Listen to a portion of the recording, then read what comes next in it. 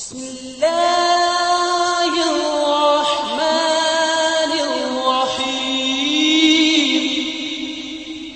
شیخ Saadi فرماتے ہیں میں رود بار کے جنگلوں میں کھڑا تھا تو ایک آدمی چیتے کے اوپر سوار تھا، ہاتھ میں سانپ کا کوڑا پکڑا ہوا تھا۔ تو میرے قریب آ کے اس نے بریک لگائی نہ جب تو میں ٹھٹر گیا، ڈر گیا۔ تو وہ مسکرا کے کہنے لگے وہ صاحب جو چیتے پہ سوار تھے، سعدی ڈر گئے ہو؟ تو میں نے کہا بات ہی ڈرنے کی ہے، تو چیتے پہ تم سوار ہو، ہاتھ میں سانپ کا کوڑا پکڑا ہے۔ تو سعدی فرماتے ہیں وہ بزرگ مسکرا کے بولے سعدی تو خدا کا ہو جا، خدا کی خدائی تیری ہو جائے، تو ہو کے تو دیکھ کا پھر نوکر ہو جائے گی ساری خدائی تیری۔ لیکن آپ جب زر کے پیچھے لگ گئے تو پھر غلام بن گئے۔ یہ دنیا کی مثال سائے کی طرح، سائے کے پیچھے بھاگو گے تو آگے بھاگے گا، سائے کے آگے بھاگو گے تو پیچھے بھاگے گا۔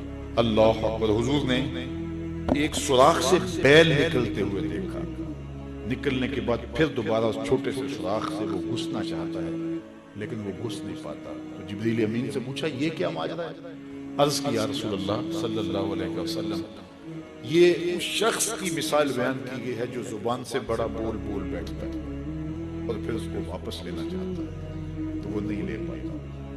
جو آپ بول دیا پھر وہ واپس نہیں لا سکتا، اس لیے بولنے سے قبل سوچ کے بولنا چاہیے۔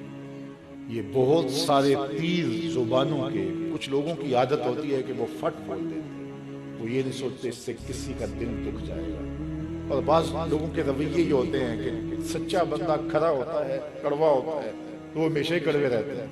یہ کون سی بات ہے؟ رسول اللہ سے بڑا سچا کوئی نہیں تھا، حضور سے میٹھا کوئی نہیں تھا۔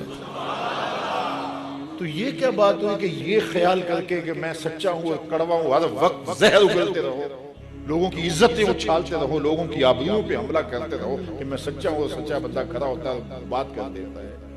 اپنی گفتگو کو کنٹرول میں کرو، کسی کا دل نہ توڑو، کسی کے دل کو اذیت نہ پہنچاؤ، خلق خدا کی بہتری کا سوچو، خود سہ لو اپنے اوپر لیکن کسی کو تکلیف نہ پہنچاؤ۔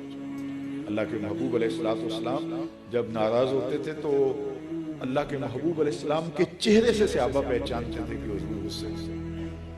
کوشش حضور کی ہوتی کہ کچھ نہ کہا، اور اگر حضور علیہ السلام کچھ کہنا چاہتے تو پھر آقا کریم علیہ السلام اجتماعی طور پہ کہتے ہیں کہ بعض لوگوں کا یہ خیال ہے ایسا نہیں ہے، ایسا ہے، تاکہ اس کو دیکھو کئی لوگ بھرے مجمع میں ایک شخص کو ٹارگٹ کرتے ہیں، ایسا کرنے سے اس کی عزت ہی بات ہے۔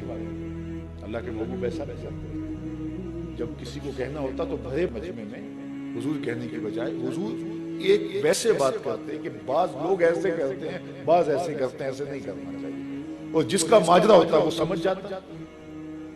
تو یہ کوئی بات نہیں ہوتی کہ میں کھرا آدمی ہوں، میں سچا آدمی ہوں، میں لوگوں کے دل چیرتا رہوں، میں لوگوں کے دل پر حملہ آور ہوتا رہوں، لوگوں کے جذبات سے کھیلتا رہوں، لوگوں کو تکلیف اور آزار پہنچاتا رہوں اور خلق خدا کے لیے میں تکلیف کا باعث بن جاؤں صرف اس بات پر کہ میں سچا ہوں۔ پہلی بات یہ ہے کہ یہ تیرا گمان ہے کہ تو سچا ہے اور کھڑا ہے، یہ تو اللہ کو پتا ہے کون کہاں کھڑا ہے۔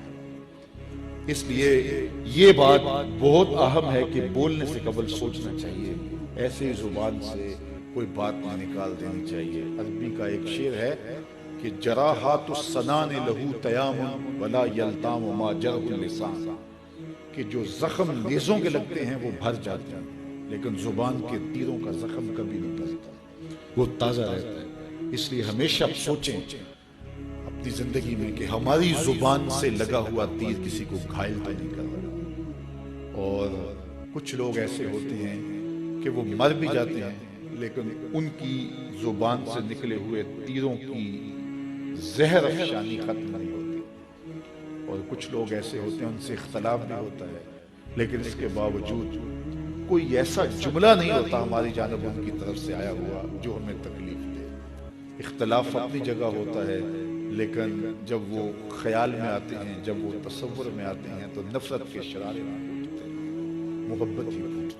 اس لیے ایسے بن جاؤ کہ لوگ تمہیں سوچیں، تمہارا خیال کسی کو آئے تو ساتھ پیار کی خوشبو آنے لگ جائے، نفرت کے شرارے نہ پھوٹیں کہ کوئی تمہارا خیال کرے تو اس کو تمہاری زبان کے برستے ہوئے تیر آنے لگ جائیں، تمہاری نفرت انگیز باتیں ان کو ستانے لگ جائیں اور وہ تمہارے خیال سے، تمہارے گمان سے، تمہارے تصور سے وحشت کھانے لگ جائیں۔ نہیں، خوبصورت زندگی گزارو، اپنی زبان کو کنٹرول میں کرو، اپنی زبان کو قابو